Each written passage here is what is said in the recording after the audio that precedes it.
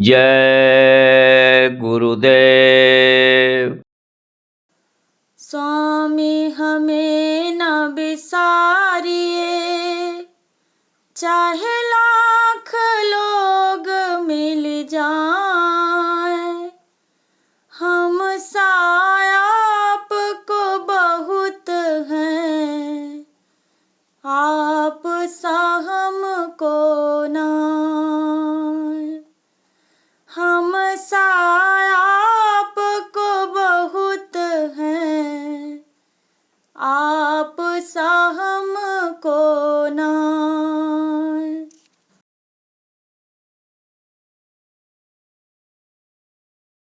सुनो सतगुरु ये विनती हमारी, गुरु चरण में हो जीवन हमारी। सुनो सतगुरु ये विनती हमारी, गुरु चरण में हो जीवन हमारी। सुनो सतगुरु ये विनती हमारी, गुरु चरण में हो जीवन हमारी। सुनो सतगुरु ये विनती हमारी, गुरु चरण में हो जीवन हमारी।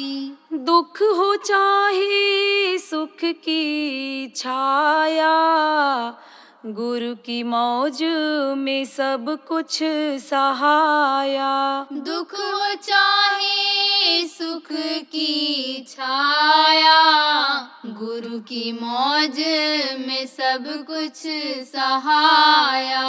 उसने पाया है नाम रूपी दौलत, जो गुरु के चरण में समाया। उसने पाया है नाम रूपी दौलत, जो गुरु के चरण में समाया। हर एक श्वास में करती रहूं मैं, सिमरन तेरा निश दिन में स्वामी। हर एक श्वास में करती रहूं मैं, सिमरन तेरा निश दिन में स्वामी। मन मंदिर में तुमको बिठा कर, जोड़ूं तुमसे प्रीत का नाता। मन मंदिर में तुमको बिठाकर, जोड़ तुमसे प्रीत का नाता। सतगुरु हमको अपना बना लो, हो शरण में मैं मुझको संभालो। सतगुरु हमको अपना बना लो, हूँ शरण में मैं मुझको संभालो। बीच भंवर में है नैया हमारी, माझी बन कर के पारे लगा दो। बीच भंवर में है नैया हमारी, माझी बन कर के पार लगा दो। सुनो सतगुरु ये विनती हमारी, गुरु चरण में हो जीवन हमारी। सुनो सतगुरु ये विनती हमारी, गुरु चरण में हो जीवन हमारी। जय गुरुदेव। जय गुरुदेव।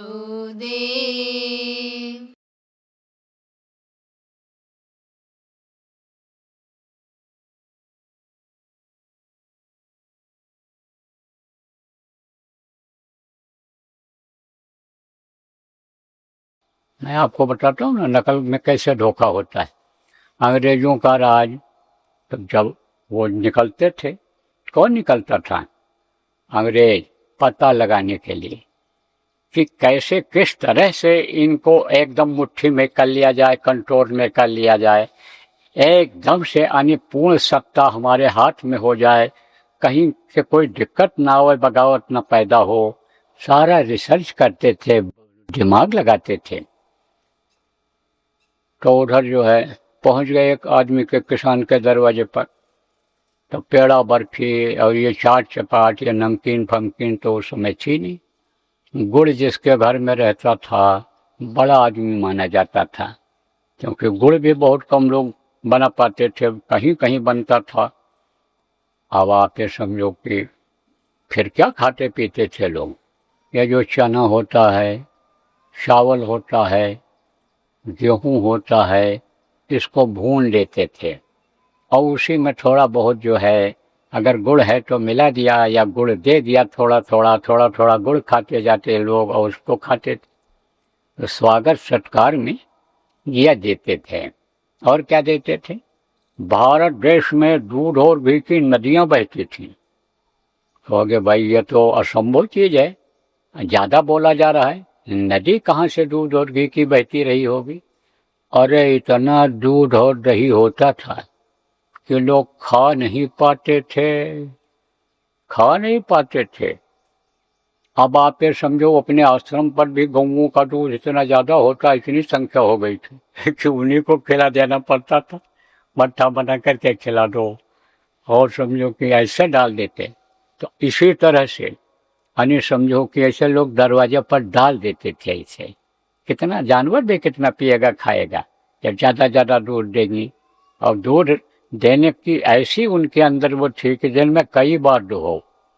कहते कामधेनु है ये, नीयत जब दुरुस्त थी लोगों की तब ये मांगे बारिश दे ही जल रामचंद्र के राज में जैसे बादल पानी बरसा देता था।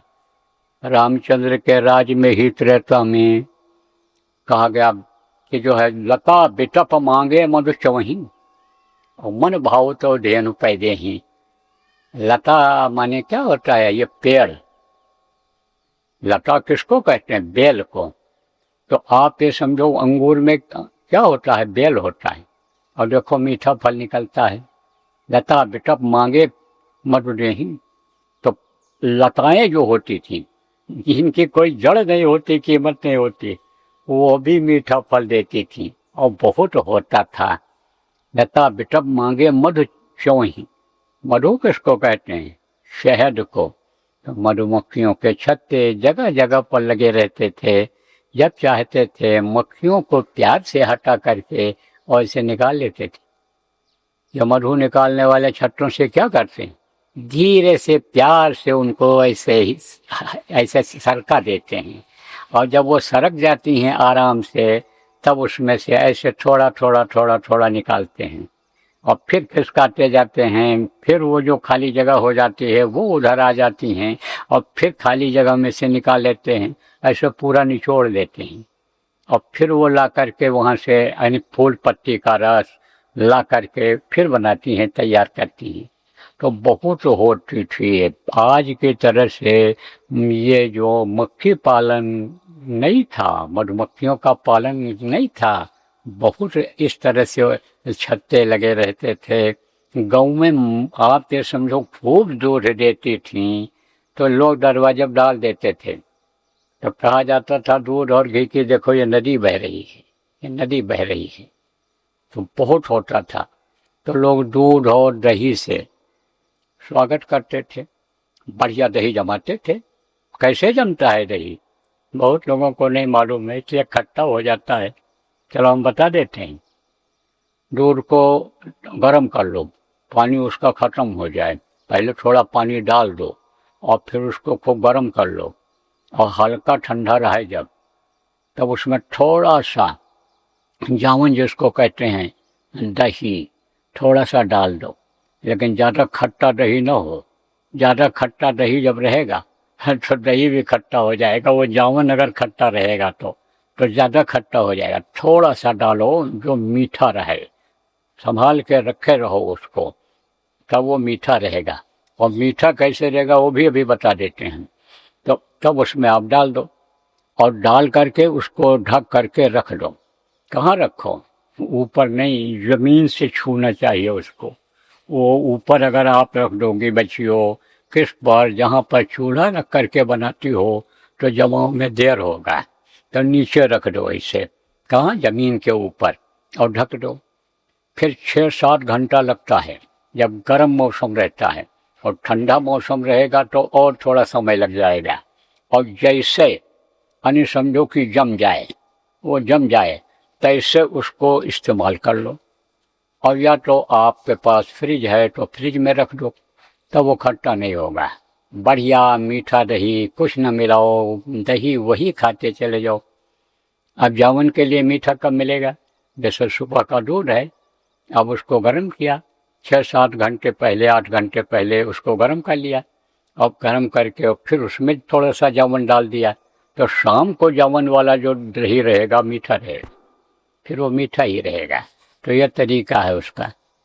और तुरंत मान लो जम नहीं रहा है, तब क्या किया जाएगा वो भी बता दें आपको। तब उसको आप ऐसा करो कि थोड़ा समय हो जाए और जमाव नहीं हो रहा है, दही नहीं बन रहा है, वो दूध की ही उसमें खुशबू आ रही है, थोड़ा भी यानी समझो कि वो गाढ़ा नहीं हुआ, हल्का ही हुआ है थोड़ा बर्तन में नीचे, तब पानी को गर्म करो। और गर्म पानी में 15-20 मिनट के लिए, 15 मिनट के लिए उसी दही को रख दो, दूध को जिसको जमाना है आपको, और ढक दो। और ढकने के बाद निकालो, फिर जमा हुआ मिल जाएगा। ये जरूर है पानी उसमें ज़्यादा रहेगा, वो जो दही के हैं वो जो गट्ठे चकत्थे रहेंगे, जो हिस्सा रहेगा, गुठली जो रहेगी वो कम रहेगी। तो दूध और दही से लोग स्वागत करते थे। किसका स्वागत करते थे? आए गए का, मेहमान का। तो भारत देश की यह संस्कृति रही है कि आओ बैठो पियो पानी, कोई भी आवे, पानी पिलाते थे, बैठाते थे और प्यार से बात करते थे। ये भारत देश की संस्कृति है। आज भी कुछ जगहों पर ऐसा प्रचलन है कि आप जाओगे तो पानी लाएंगे तो उसके साथ कुछ मीठी चीज़ जरूर ले आएंगे। इधर पूरब में ज़्यादा है, पूर्वी उत्तर प्रदेश है, उधर बिहार है, अन्य प्रांतों में ये चीज़ ज़्यादा मिलती है। तो अब आप ये समझो, बोला बढ़िया दही और दे दिया अंग्रेज को खाने के लिए, और वो चना वगैरह दिया जो रखा था, तो उसको तो थोड़ा बहुत खाया हो। चना का स्वाद तो आप समझते हो, खाए हो जो लोग, उसको तो खाया। लेकिन जब दही उसने खाया तब कहता ओ डैम फूल, है ना, थोड़ा सा खाया, और जब खट्टा लगा, दही तो खाया नहीं था, तो कहता था डैम फूल। डैम फूल का कहा, डैम फूल, हाँ हजूर, दौड़ा वो आया, है ना, तो ऐसे हाथ हिला दिया, वो उठा ले गया। समझे आप? अब उसको लोग जो वहाँ खड़े थे वो डैम फूल कहने लग गए। क्यों डैम फूल कहने लग गए? क्योंकि अंग्रेज साहब ने नाम रख दिया उसका। तो अंग्रेज लोग पहले खिताब देते थे, समझे आप? खिताब का मतलब क्या होता है? डिग्री जैसे मिल जाती है किसी को, डॉक्टर की डिग्री मिल गई, इंजीनियर की डिग्री मिल गई, तो उनको लोग इंजीनियर साहब, डॉक्टर साहब कहने लगते हैं। यूनिवर्सिटी की डिग्री होती है, जैसे कोई मुखिया बना दिए जाते हैं, अपने समाज बिरादरी के प्रधान बना दिए जाते हैं, उनको लोग प्रधान कहने लगते हैं। इसी तरह से सरकार जिनको नॉमिनेट कर देती है कि ये अभी इस विभाग के अध्यक्ष हैं, ये मंत्री हैं, तो उनको मंत्री लोग कहने लगते हैं। ऐसे ही उसने समझा कि अंग्रेज ने इनको खिताब दे दिया डैम फूल का, तो सब डैम फूल कहने लग गए, डैम फूल कहने लग गए सब लोग उसको। अब उसका लड़का पढ़ लिख करके आया जब, तो वो बैठा हुआ था दरवाजे पर, तब एक आदमी पड़ोसी आया, तो कहा कि भैया, कहा आप कहाँ से आए हो, कौन हो? नहीं, पहले तो यही कहता हुआ आया, ओ डैम फूल, ओ डैम फूल, ओ डैम फूल। अब लड़का सुना डैम फूल किसको बुला रहे हैं, फिर उससे पूछा भैया तुम कौन हो? तो पहचानता था, पैर छुआ, कहा हमको काका पहचानते नहीं हो, हम तो जो है पढ़ कर के आए, हम गए थे, हम तो आपको नहीं पहचान। तब तक वो डैम फूल आ गए, डैम फूल आ गए, बात अधूरी रह गई, बैठ गए। अब वो पड़ोसी जो था बात करता रहा। उसके बाद जब चला गया पड़ोसी, तब लड़के ने पूछा पिताजी आपको लोग डैम फूल क्यों कहते हैं? तब कहा भैया अंग्रेज साहब आया था, हमको हमारा नाम रख गया, वो हमको ये किताब दे गया है, किताब माने वही डिग्री। तब उसने सोचा अब हम कैसे पिता को ये बात बतावें। तो कहा पिताजी डैम फूल माने आप जानते हो? कहा भैया हम तो नहीं जानते हैं। तो उसने कहा पिताजी हमारा एक साथी जो इस गांव का पढ़ करके आया है, उसके पास आप चले जाओ और पूछो भैया डैम फूल किसको कहते हैं, तब वो बता देगा आपको। तो उसको क्या पता कि इसको गांव वाले डैम फूल कहते हैं। वो गया तो कहा भैया पढ़ के आए हो आप हमारे लड़के के साथ? बोले हाँ। तो कहा भैया डैम फूल किसको कहते हैं? तब कहा कि काका गधा जानते हो? गधा गधा जानते हो? तो वो कहा गधा। तो वो कहा गधा, लड़का बोला गधा, और वो क्या समझा गधा। जब खिताब दिया तो गधा दे दिया, गधा दे दिया हमको हनुमान जी वाला। कहा हाँ हाँ गधा जानते हैं, हनुमान जी लिए रहते थे। अरे काका गधा नहीं गधा, जिस पर लादते हैं धोबी लोग कपड़ा लादते हैं और लोग सामान ढोते हैं, गधा जानवर, गधा जानवर काका। गधा को कहते हैं डैम फूल, डैम फूल। कहा नहीं अब फूल समझो किसको कहते हैं। मोरक जानते हो? कहा मोरक, हाँ जिसको तुम कहते हो ये पागल है, इसकी अकल नहीं है, कम अकल है, बुद्धिहीन, उसको हिंदी में बोलते हैं, उसको कहते हैं। तो एकदम से ऐसे सूख गया, मुंह लटक गया बेचारे का। कहा ओ हो बड़ा धोखा हो गया, नकल किया हमने, नकल यानी समझो कि लोगों ने किया उसका। तो अभी तक हमको गधा और मूर्ख लोग कहकर बुलाते रहे, तो गधा मूर्ख बना दिया हमको आदमी से, इंसान से। तो अब आप ये समझो प्रेम, इसी तरह से उन्होंने अनिल बहुत से लोगों ने नकल किया। तो चाय वाली बात मैं बता रहा था, बस चाय का प्रचलन हो गया। अब उससे क्या हुआ कि जो आदमी समझो आदत का गुलाम हुआ और ऐसी चीज़ों का आदत का गुलाम हुआ कि जो नशों में जा कर के असली चीज़ों को ख़त्म करके और अपना प्रभाव जता देती है, उसके आदत के लोग गुलाम हो गए। आदत के तो पहले आदत के गुलाम हुए और फिर अंग्रेजों ने गुलाम बना लिया। अब अंग्रेज जब गुलाम बना लिए, आजकल लोग क्या करते हैं, गुलाम बना देते हैं। किसको? नौजवान लड़कों को, बड़े आदमी के लड़कों को, बड़े आदमी की लड़कियों को, पढ़े लिखे अच्छे होनहार लड़के और लड़कियों को गुलाम बना देते हैं। कौन गुलाम बना देता है? अरे आदत गुलाम बना देती है। तो वही पता लगाते रहते हैं, दोस्ती कर लेते हैं, इतनी जिगरी दोस्ती करते हैं कि वो ये समझ जाते हैं बड़ा चरित्रवान है, बड़ा ही अच्छे विचारधारा का है। पहले वो ये शो करते हैं कि भाई मैं भी बहुत भगत हूँ, पता लगा लेते हैं कि कौन से देवी देवता भगवान के ये भगत हैं। तो वो शो करके अपने को, और वही अपने को भी शो कर देता हम भी भगत हैं। और फिर उसके बाद में नशीली गोलियां खिलाते हैं, तरह तरह का यह पाउडर पिलाते हैं, तरह तरह की बूटियां, तरह तरह की ये चीज़ें। अब आदत का गुलाम हो गए, आदत का गुलाम हो गए। इसी में बैठे हुए मिल जाएंगे। कैसे शराब पिलाया सिखाया था, भोला भाई यह रहता था उन्हीं के बीच में। तो उनकी मजलिस लगती थी शराबियों की, तो बोतल उनके पास आती थी, तब बोतल आती थी तो कहता था हम नहीं पीते हैं। अरे थोड़ा सा पी रहे, हम नहीं पीते हैं। नहीं, अच्छा भाई तो इनके लिए कोका कोला ले आओ। तो कोका कोला की बोतल आई, एक दो दिन कोका कोला पिलाया, उसी में थोड़ा सा इशारा कर दिया अब डाल दो, तो डाल दिया है शराब का। अब उसका कुछ खराब लगा, कहा अरे पियो पियो कोई बात नहीं, ये होता है, टेस्ट बदलता रहना चाहिए। बस शराब की आदत बन गई। अरे हम बता दें नाम इसी में है, शराब की ऐसी आदत बन गई। ऐसे बना देते हैं तो वो गुलाम हो जाता है आदमी आदत का। इसीलिए कहते हैं आदत का गुलाम आदमी को नहीं होना चाहिए, और सत्संगियों को तो बिल्कुल नहीं होना चाहिए, भजनानंदियों को तो बिल्कुल नहीं होना चाहिए।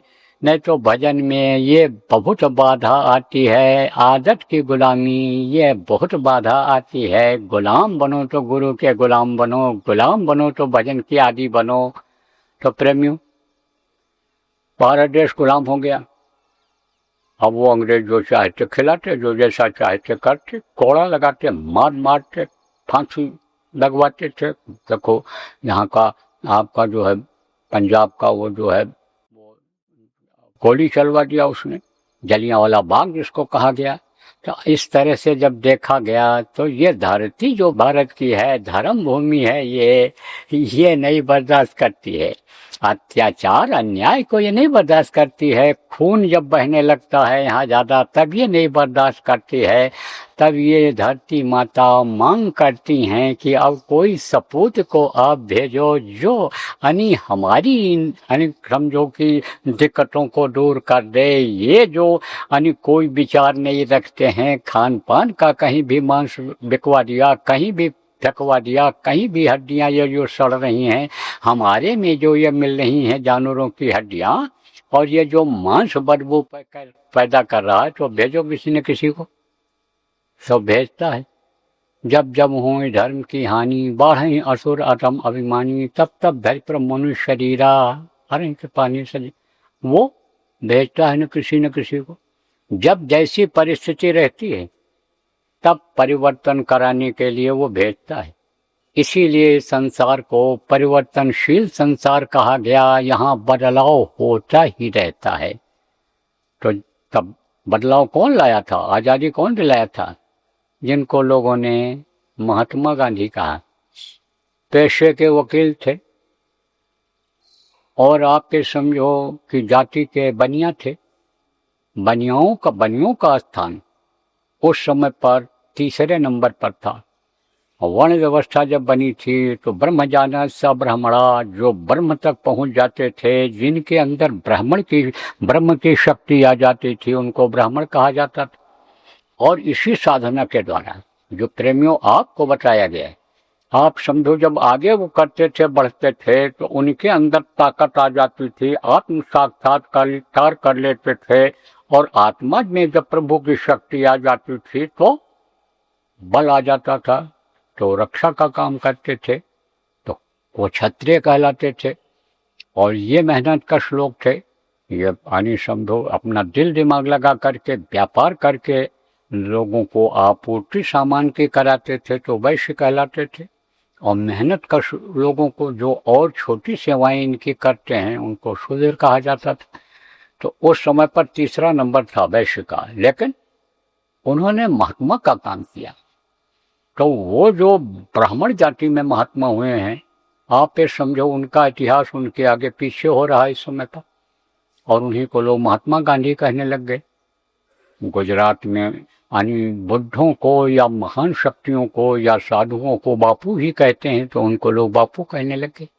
तो उन्होंने अभियान चलाया। और उस अच्छे अभियान का, अच्छे की मदद हमेशा होती है। देर भले हो लेकिन अंधेर नहीं रहती है वहाँ। आप फिर समझो, इसीलिए कहा गया कि धीरे धीरे रे मना, धीरे ही सब होए। और माली सींचे मूल को, ऋतु आए फल होए। पौधा लगाते हो तुरंत फल थोड़ो देने लगता है। सिंचाई गुड़ाई करते रहो तो फल निकल आएगा। जैसे आपको बताया जाता है, नामदान ले लिया, लेकिन नामदान लेने वाले को समझाते रहो। अपने साथ नामदान आपने दिला दिया किसी को, नामदान तो दिला दिया, उसने ले लिया, लेकिन उसको समझाते रहो, बताते रहो, अपने साथ कराते रहो, तब उसकी आदत बन जाएगी और उसको फल मिलने लग जाएगा। जब अंदर में फल मिलने लग जाए, अंदर में कुछ अनुभूति हो जाए, तब उसको छोड़ा जाए। हमारे आपके अंदर जो यह भाव जगा, हमारे आपके अंदर जो भक्ति आई, वो किसी के समझाने पर ही आई होगी। हमको तो एक इंजीनियर साहब थे, उन्होंने तो चींटी जैसा पकड़ लिया। चीता होता ना, चीता पकड़ता है तो छोड़ता नहीं जल्दी। ऐसे अगर उसको खींचो, काटने पर उसके जब दर्द हो तो पीठ से उसका हिस्सा टूट जाता है, लेकिन छोड़ता नहीं। ऐसे ही पकड़ लिया था उन्होंने। लोगों ने कहा कि आप तो इनके पीछे पड़े हो, बोले ये लड़का ऐसा है कि ये कुछ करके दिखाएगा, इसीलिए हम इसको पक्का कर रहे हैं। भजन में अगर ये लग जाएगा, कुछ अंतर में इसको मिल जाए, गुण भक्ति अगर इसके अंदर आ जाएगी तो ये कुछ करके दिखाएगा। तो ये सोचो कि हम तो नहीं रहेंगे, जैसे वो हमारे इंजीनियर साहब नहीं रहे, चले गए, लेकिन उनके बताए हुए पथ के रास्ते पर पथ पर हम चल रहे हैं। तो गुरु की ये जो है काम में गुरु महाराज हमको सेवा का मौका दे रहे हैं, उसे वो हमसे करवा रहे हैं। उसके लिए आप बराबर काम करते रहो उम्मीद के साथ। तो धीरज धरो, करो विश्वासा, पूर्ण होंगी एक दिन आशा। ऐसे ही वो उम्मीद के साथ गांधी महात्मा आगे बढ़ते रहे और परिणाम यह हुआ कि एक से एक वीर निकल करके आ गए और जहां जैसी जरूरत पड़ी मुल्क के लिए, देश के लिए उन्होंने कुर्बानी दे दी। भगत सिंह कहाँ के थे? इसी आपके पंजाब हरियाणा, पहले पंजाब और हरियाणा एक ही था, अब अलग हो गया, यहीं के थे, इसी धरती के थे, इसी की धरती के। भगत सिंह, चंद्रशेखर, अशफाक उल्लाह खां, राजेंद्र लहड़ी जैसे वीर, ये कोई देखे कि हम हिंदू हैं कि मुसलमान हैं कि सिख हैं कि ईसाई हैं, अपने देश के लिए आज देखो तो फर्का पैदा कर रहे लोग, आज देखो देश को खोखला कर रहे हैं, आज जो है कमजोरी पैदा कर रहे हैं। ऐसी स्थिति उस समय पर नहीं थी, और ये स्थिति अगर रहेगी तो देश गुलाम से गुलाम हो सकता है, देश बर्बाद हो सकता है। इसलिए ये भाव आज के दिन सबको, जो भी भारतवासी हैं, सबको ये सोचना चाहिए कि देश हमारा है। और ये भावना अगर किसी के अंदर में है कि देश का बंटवारा हो, देश खंडित हो, देश फिर गुलामी की कगार पर चला जाए और देश के नौजवानों को बर्बाद कर दिया जाए, उनकी आदत बना करके टीम बना ली जाए और हम मुखिया बन जाएं, हम राजा बन जाएं, तो कितने राजा महाराजा देखो कैद हो रहे हैं, मारे जा रहे हैं। कितने मुखिया देखो जो जिनकी गलत भावना है उनका नामो निशान मिट जा रहा है। तो यह भावना आज के दिन आप लोगों को जो ऑनलाइन इसको सुन रहे हैं, यूट्यूब पर सुने, यानी समझो इलेक्ट्रॉनिक सिस्टम से जो सुने, उनको त्याग देना चाहिए और देश के लिए काम करना चाहिए, देशभक्ति लाना चाहिए। जैसे भगत सिंह, चंद्रशेखर, अशफाक उल्लाह, ये लोग जो फांसी के फंदे पर लटक गए, कुर्बानी दे दी, उनके कर्जदार हो आप, उनके कर्जे को अदा कर दो, तो देश आजाद हो गया। तो 15 अगस्त का यह त्योहार मनाया जाने लगा। तो 15 अगस्त के त्योहार के दिन आपको हम बताना चाहेंगे कि भाई, ये जो शरीर को चलाने वाली जीवात्मा है, यह भी परतंत्र हो गई, इसकी भी आज़ादी खत्म हो गई। अब आज के दिन हमको आपको ये संकल्प बनाना है कि हम इसको आज़ाद कराएंगे, इसको आज़ाद कराएंगे। और ये मोटी बात समझो, आप आगे आपको बताऊंगा। अभी गुरु महाराज की दया रहेगी तो शाम को भी कुछ आपको ध्यान भजन के बाद सुना दिया जाएगा। पहले तो ध्यान भजन होगा, घंटी आज जल्दी बजेगी, 5 बजे से पहले बज जाएगी। हम सोचते हैं 5 बजे से ही कर देंगे, तो और लोग भी आ जाएंगे, वो भी सुन लेंगे। तो आप समझो कि ये कैसे परतंत्र हो गई, निकलेगी कैसे, ये समझो, आज़ाद ये कैसे होगी, स्वतंत्र ये कैसे होगी, पिंजरे से बाहर कैसे होगी, यह मैं आपको इन्हीं सत्संगों में बता दूंगा, जो कई दिन चलेगा। शाम को चलेगा, फिर कल सुबह चलेगा, फिर कल शाम को चलेगा। गुरु महाराज के दया से समय परिस्थिति अनुकूल रही तो परसों सुबह तक भी चलेगा। तो अभी तो आपको समझो 4 सत्संग मिलने की उम्मीद है, उसमें बता देंगे। लेकिन मोटी बात आपके दिल और दिमाग में न रह जाए कि भाई कैसे आज़ाद होगी, कैसे आज़ाद होगी। ये आज़ादी के दिन ये बाबा छोड़ करके प्रश्न चले गए, तो इसका उत्तर एक लाइन में आपको दे देता हूँ। आज़ाद होगी जो आप आज अभी सुमिरन, ध्यान और भजन किए हो, इससे ये आज़ाद हो जाए, इससे आज़ाद हो जाए। और हमारी आपकी ही नहीं आज़ाद होगी, बहुत से लोगों की आज़ाद होगी। जब उसकी रूपरेखा आप बना लोगे और लोग आ रहे हैं बना लेंगे, तब बहुत लोगों की आज़ाद हो जाएगी, बहुतों की आज़ाद हो जाएगी, बल्कि जिस धरती के कुछ समय के बाद सबकी आज़ाद हो जाएगी।